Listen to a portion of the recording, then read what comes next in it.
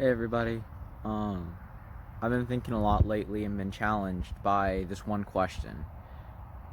Is there enough evidence to prove that you are not a Christian? Is there enough evidence to prove that you're not a follower of Jesus?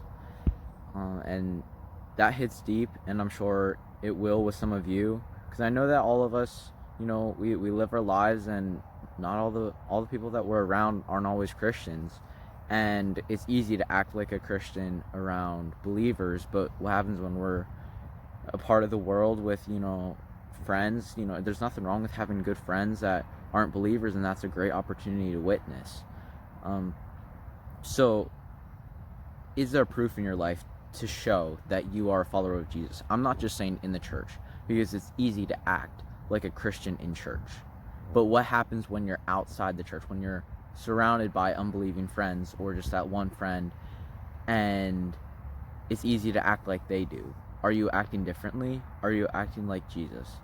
And that has hit me really, really hard, and trying to change, because I don't always. It's easy for me to fall into the same way. Not that they're doing stuff bad, but it's easy to say the same things, talk about the same things, and even in common, which isn't wrong. But when that's all we're talking about, we're taking the focus off of Jesus. That's why we're here, to focus on Jesus, glorify him, and further the kingdom.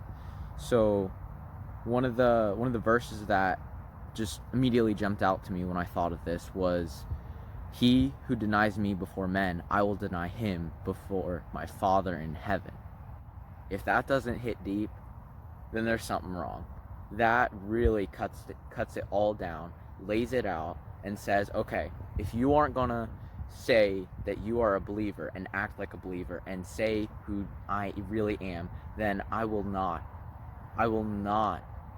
accept you into the kingdom of heaven before my Father. It's only through Jesus that we can come to the Father. And if we deny Jesus before others, then we're not getting in. And that's not what it's all about. It's all about Jesus. But just remember, you're not a true Christian if you are denying Jesus continually. Now, Peter did it, and Jesus forgave him. One of the greatest moments of forgiveness was when Jesus forgave Peter for denying him 3 times. But remember, Peter was also very, very sorry, and he showed